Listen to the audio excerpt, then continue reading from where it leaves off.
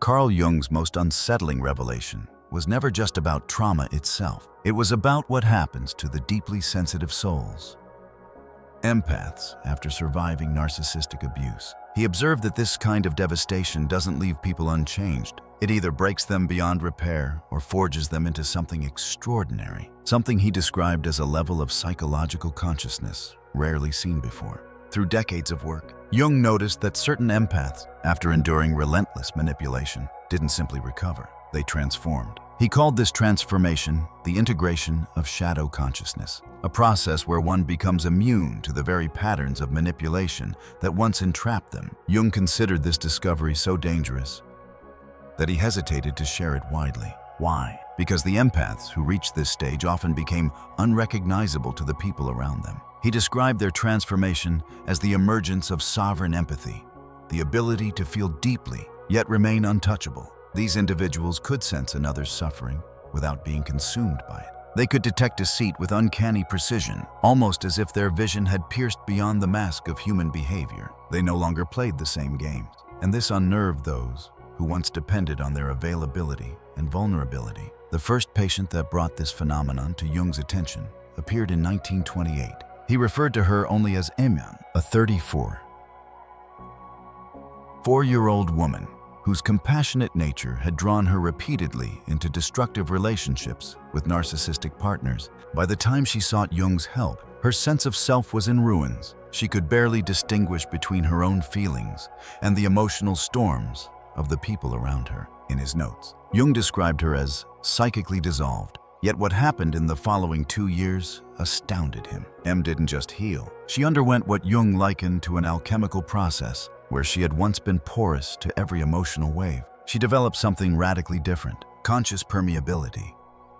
The ability to choose what to absorb and what to deflect. Jung's astonishment is clear in his writings. Em has achieved something I once thought impossible: complete empathic sovereignty. She can feel the depths of another's pain without drowning in it. She sees deception with almost supernatural clarity. And most remarkably, she remains open to compassion while immune to manipulation. The transformation was so absolute that even her family felt unsettled. Where she had once been the emotional anchor of the household, she now placed boundaries that felt foreign, even cold, to those who had relied on her endless giving. Friends accused her of being distant, but Jung saw something else. He saw that she had reached a stage of empathic development.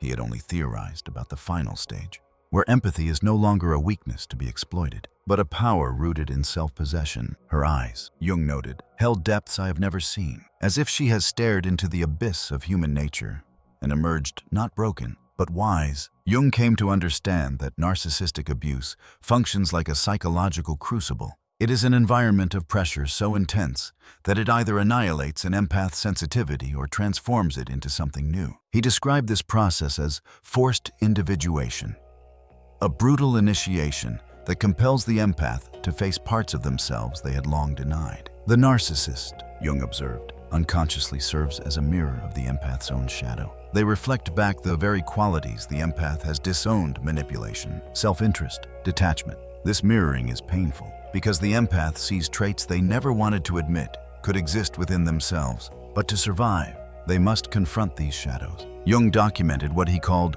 the 3 deaths empaths endured during this passage: the death of the idealized self, the belief that they are purely benevolent, endlessly giving, incapable of harm. Abuse shatters this illusion, forcing them to acknowledge that everyone carries darkness, including themselves. The death of the belief that love can save everyone. Empaths often cling to the hope that, with enough care, they can heal the narcissist, but eventually, they confront the devastating truth. Some people cannot be redeemed through love. The death of external validation, perhaps the most painful death of all. The realization that worth cannot be earned through others' approval. After betrayal, gaslighting, and manipulation, the empath sees that depending on external affirmation is a trap. These deaths are not symbolic alone.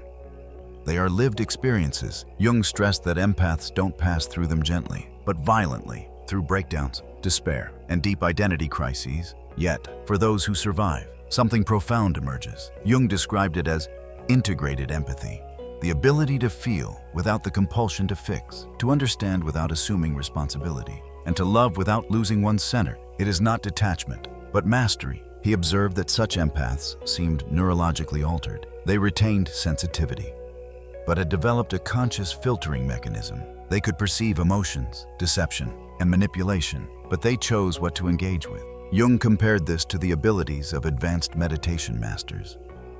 Except these empaths attained it not through years of disciplined practice, but through the fires of trauma. One of Jung's notes reads, "The narcissist, in their role as shadow teacher, forces the empath to develop psychological muscles they never imagined they possessed. But this evolution carries its own burden. Many of these transformed empaths found themselves isolated, not by choice, but because their newfound clarity made ordinary interactions almost intolerable. They could no longer overlook unconscious games. They instantly saw hidden agendas, and this created what Jung termed the consciousness gap, a divide between those who had integrated their shadow and those still asleep to their own."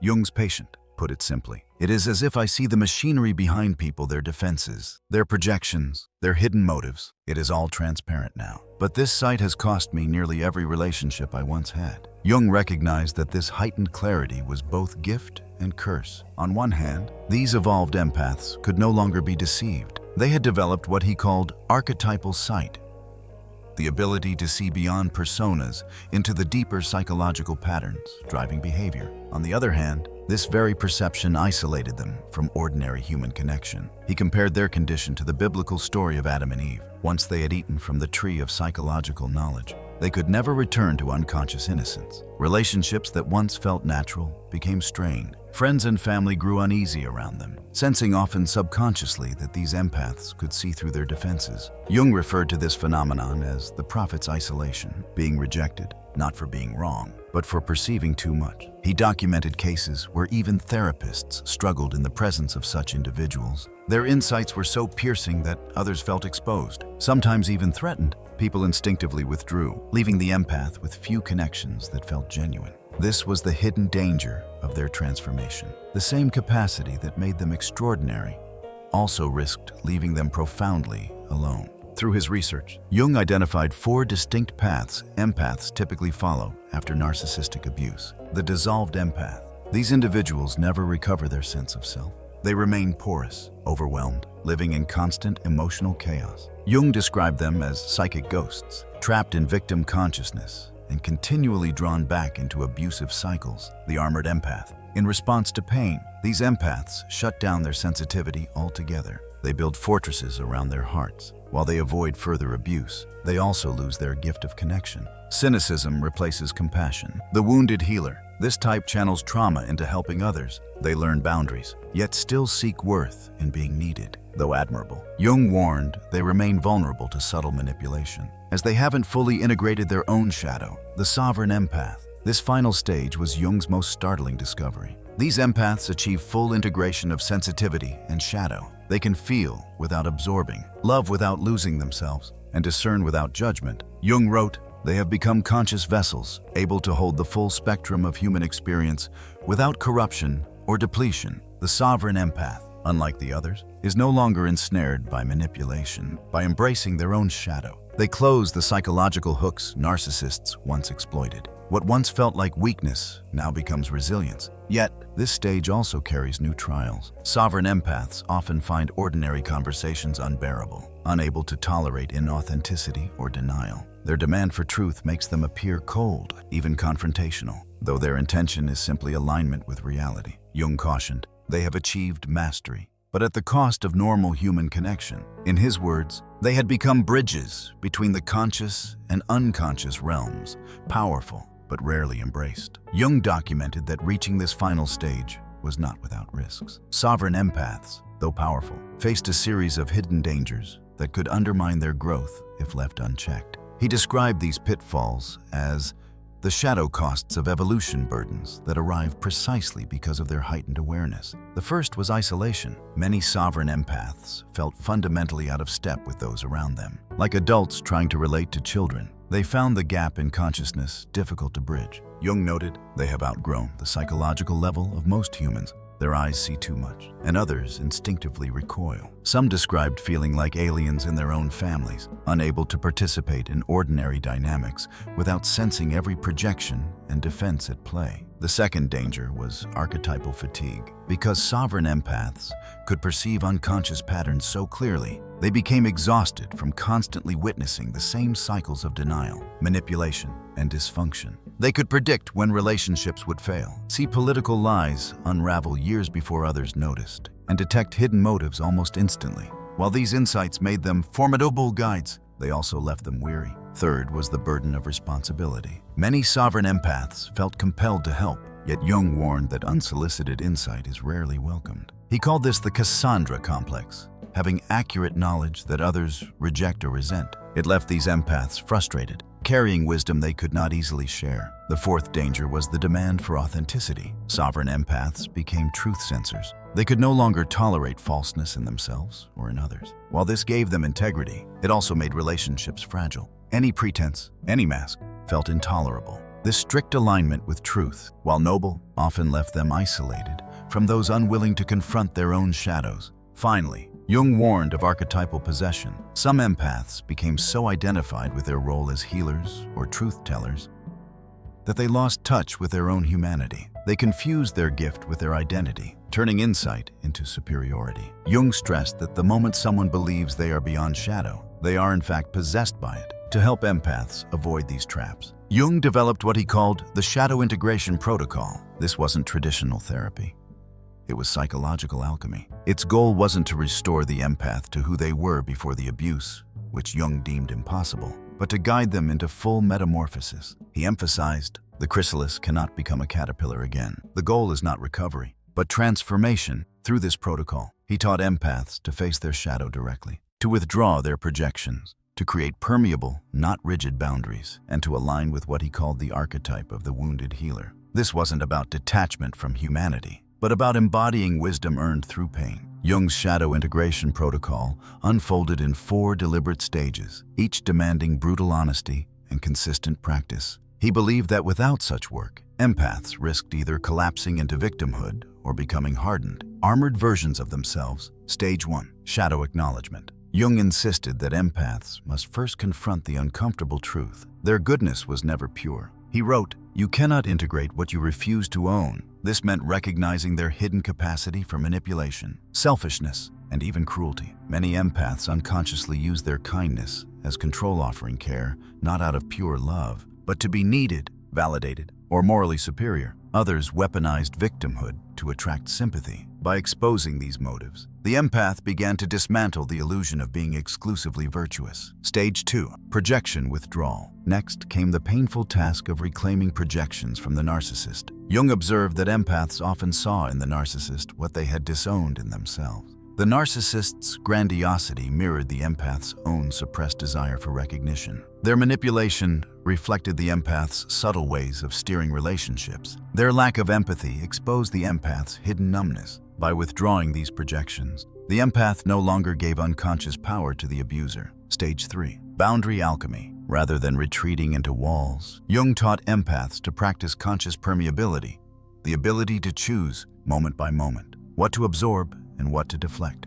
He called this empathic discernment. It meant feeling without fixing, understanding without rescuing, and loving without dissolving into the other. Boundaries became flexible, rooted not in fear but in awareness. Stage 4. Archetypal alignment. Finally, Jung guided empaths to embody the archetype of the wounded healer. This did not mean becoming professional therapists, but living as examples of wisdom born from suffering. By accepting that their wounds prepared them for a larger role in the collective unconscious, they transcended the narrow frame of victimhood. Their pain became medicine not just for themselves, but for humanity. To support these stages, Jung designed specific practices. He encouraged shadow dialoguing consciously, speaking with the rejected parts of oneself. He prescribed empathic fasting deliberately, choosing periods of emotional non-absorption to regain sovereignty. He even taught archetypal meditation, helping empaths connect to the deeper patterns shaping human behavior. Jung's central message was clear. Empaths must stop longing to go back to who they were before the abuse. That self was gone. The only path forward was metamorphosis. As he wrote, the goal is not to return to innocence. But to achieve conscious wholeness, this reframe shifted everything. Abuse was no longer just devastation.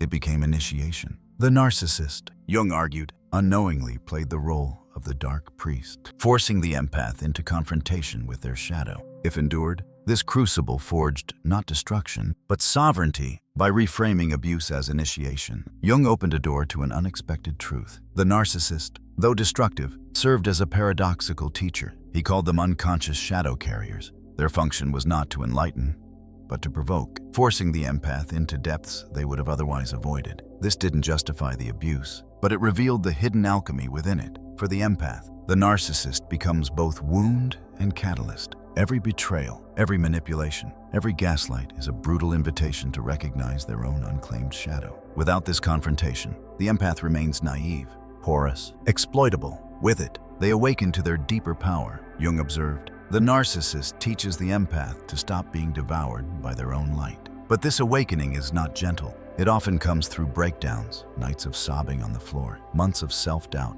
years of recovery. Many empaths resist, longing to return to their old innocence. But Jung warned that innocence was a trap. It was precisely their untested purity that made them prey. The goal was not to be pure again, but to become conscious, sensitive, yes, but no longer naive. One of Jung's patients, referred to as E, described her turning point. For years I believed my empathy was love, but I see now it was compulsion. I needed to be needed. That need drew predators to me. Once I stopped confusing empathy with self-sacrifice, I began to see clearly. Jung explained this shift as the movement from compulsive empathy to sovereign empathy. Compulsive empathy says, I must help because I can't stand your pain. Sovereign empathy says, I can witness your pain without losing myself. The difference seems subtle, but it changes everything. Once this shift occurs, empaths begin to radiate a new kind of presence. People sense they can no longer be manipulated. They are still compassionate, but their compassion has edges, boundaries sharpened by fire. They no longer confuse pity with love,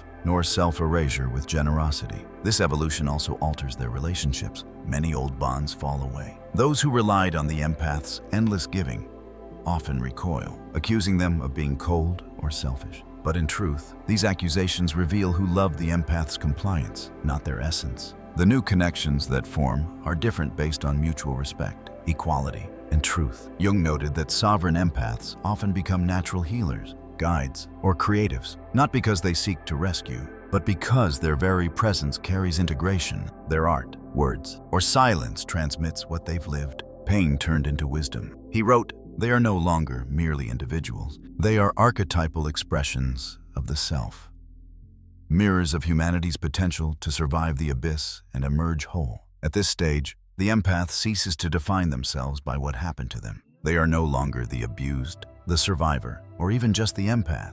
They become something rarer, a sovereign soul who has seen the darkness and chosen light, not blindly, but consciously. When Jung described the sovereign empath, he wasn't merely speaking of a psychological type. He was pointing to an evolutionary step in human consciousness. These individuals embody what he called the coniunctio oppositorum, the union of opposites. They hold sensitivity and strength, compassion and discernment, light and shadow, without splitting or denial. This integration makes them appear paradoxical. They can sit with suffering without rushing to fix it. They can love deeply while walking away when boundaries are crossed. They can forgive without forgetting, release without bitterness, and remain open without being exploited. Jung believed this capacity reflected a rare maturity of the psyche, a wholeness forged only through suffering. But reaching this state does not mean the journey ends. In fact, new challenges emerge. Sovereign empaths often wrestle with existential solitude. Their vision of human behavior is so clear that ordinary distractions, small talk, shallow drama, surface-level interactions feel unbearable. Many describe sensing the machinery behind people, which makes casual engagement difficult. Jung called this seeing with mythic eyes. To navigate this, he urged them to cultivate creative outlets. Writing, art, music, or mentorship became channels through which their depth could flow without overwhelming others. Creativity acted as both release and bridge, allowing them to share wisdom in forms that could be received. Without such outlets, the empath risked implosion, drowning in insights too heavy to carry alone. Another challenge was responsibility without saviorhood. Sovereign empaths often felt pressure to save the world, since they saw suffering so clearly. But Jung warned against this archetypal inflation. The task was not to rescue everyone, but to embody authenticity. By living their truth, they naturally inspired others, but they did not confuse guidance with control. Finally, there was the challenge of embodied humanity. Some sovereign empaths, intoxicated by their clarity, risked detachment floating above ordinary life. Jung cautioned that true individuation is not escape, but incarnation. Sovereignty is not about transcending humanity. It's about living it fully, with all its mess, joy, and limitation. One patient told Jung, "I thought healing meant becoming untouchable, but now I see it means becoming real. I laugh more, I cry more, I live more, but I no longer betray myself." This, Jung believed, was the final integration, not becoming superhuman, but fully human. A human who could hold paradox without breaking, who could engage life without losing self, who could face darkness without despair. The sovereign empath is not an endpoint. It is a doorway into a life no longer dictated by trauma, manipulation, or unconscious patterns, but guided by conscious choice. And here, Jung left us with a profound question. Once you have reclaimed your sovereignty, what will you do with it? For Jung, the sovereign empath represented not just survival after narcissistic abuse, but transformation into something greater. They were proof that even the most devastating wounds could become gateways to consciousness. Abuse may have broken the old self, but it also cleared the ground for a self that could never again be deceived. Drained or diminished, the sovereign empath stands as a paradox, tender yet unshakable, compassionate yet boundaried, deeply feeling yet immune to manipulation. They no longer confuse sacrifice with love or silence with weakness. Their very presence unsettles those who cling to illusions because they embody truth not as an idea, but as lived experience. This final stage is not about perfection. It's not about never feeling pain again. It's about no longer being enslaved by it. The sovereign empath knows they can face heartbreak and still remain whole. They can see cruelty and still choose not to become cruel. They can walk through darkness and carry back light, not naive, but conscious. And perhaps this is the deepest gift of all. They no longer see their past as a curse, but as the forge that shaped their sovereignty. What once felt like destruction is revealed as initiation. What once seemed like weakness has become their greatest power. If you find yourself somewhere on this path still grieving, still healing, still searching, remember this. You are not broken. You are becoming. And if this message resonates, support our channel by liking, sharing, and subscribing. Join us as we continue exploring Jung's wisdom and the extraordinary resilience of the human spirit.